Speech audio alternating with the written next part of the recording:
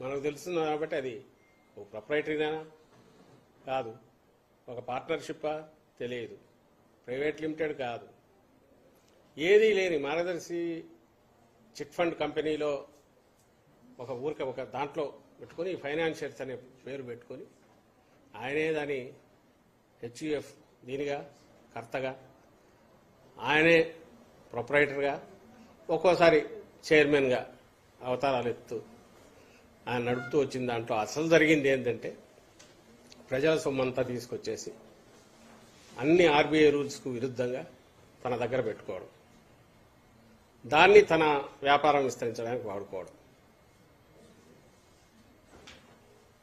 దీనికి మూలం ఎక్కడి నుంచి వచ్చింది? తన తొలి అడుగు వేసిన ఈ మధ్యనే అది కూడా బయటకు వచ్చింది. జీజే రెడ్డి అనే ఒక పెద్ద మనిషి అప్పట్లో 60s ఎర్లీ 60sలో, ఇది 61లో అంటే దానికి ముందు అనుకుంటా, ఢిల్లీలో ఆయన అప్పట్లో పలుకుబడి కలిగిన వ్యక్తి. ఈయనకు ఉద్యోగం ఇస్తే అక్కడి నుంచి ఆయన సహాయంతో, ఆయన షేర్లు ఉన్నాయి, దాని మీద అతని కొడుకు కూడా కేసు నడుపుతున్నట్టు రామోజీరావు గారి మీద, ఆయన సపోర్ట్తో వచ్చి మార్గదర్శి చిట్ ఫండ్ పెట్టి ఇంకా అక్కడి నుంచి పెరుగుతూ వచ్చింది. అంటే ఆ రోజు ఎవరి సపోర్టుతో అయితే జీజే రెడ్డి అనే వ్యక్తి సపోర్ట్తో పెట్టాడో వాళ్ళను కూడా తర్వాత రిజెక్ట్ చేశాడు. వాళ్ళ కొడుకులు వస్తే కూడా వాళ్ళని బెదిరించాడు. వాళ్ళు ఇప్పుడు కేసు నడుపుతున్నారు. మాకు రావాల్సిన మా నాయన పెట్టుబడికి దానికి మాకు రావాల్సింది ఇవ్వండి వాళ్ళు ఇన్నాళ్ల తర్వాత వస్తే అడ్డంగా పిస్టల్ పెట్టి బెదిరించి సంతకాలు తీసుకొని మమ్మల్ని బయటకు గెంటేశాడు, చేతిలో చిల్లర పెట్టేసి అని వాళ్ళు కేసు వేశారు. అది నడుస్తుంది.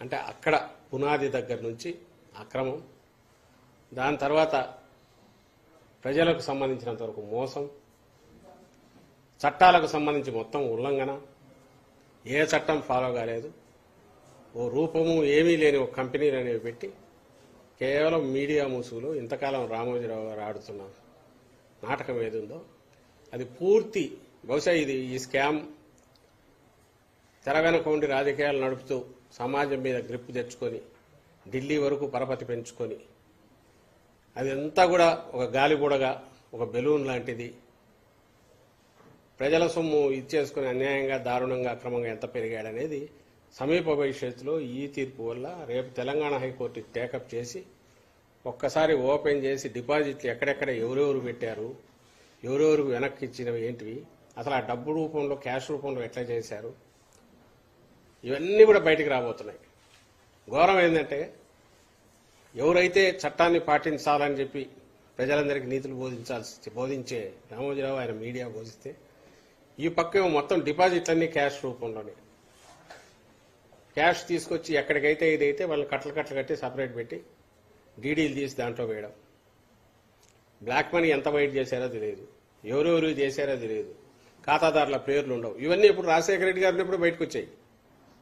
రాజశేఖర రెడ్డి గారు ఉన్నప్పుడు బయటకు వచ్చి దురదృష్టవశాత్తు ఆయన చనిపోవడంతో కేసు మళ్ళీ పక్కకు పోవడం, ఆ ఫైల్స్ అన్నీ అలాగే పడిపోవడం, ఆ తర్వాత వరుసగా వచ్చిన ప్రభుత్వాలు ఏదో నిర్లిప్తంగా ఉండడము, ఈయన పలుకుబడి చూసి ఈయనతో గొడవ ఎందుకని, తర్వాత చంద్రబాబు నాయుడు అయితే తన మనిషి వచ్చాడు కాబట్టి 14-19 పట్టించుకోకపోవడం, 18లో కోర్టు డివైడ్ అయ్యి హైకోర్టు రెండు రాష్ట్రాలకు పోయే లాస్ట్ డే రజని అనే ఒక జడ్జి, ఆమె సింగిల్ జడ్జి, ఆమెతో మొత్తం కొట్టేయించుకొని బయటపడడం.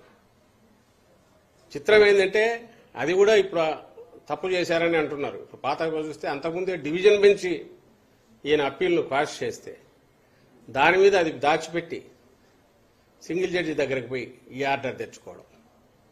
అందరూ హైకోర్టు డివైడ్ అవుతున్న హడావుడిలో ఉన్నప్పుడు ఈ ఆర్డర్ తెచ్చేసుకొని అప్పుడు బయటపడితే మళ్ళీ తర్వాత ఉండవల్లి అరుణ్ కుమార్ గారు సుప్రీంకోర్టుకు పోవడము, తర్వాత స్టేట్ గవర్నమెంట్ ఇంప్లీడ్ కావడం, ఇవన్నీ మీరు వార్తలు కూడా చూసి ఉంటారు.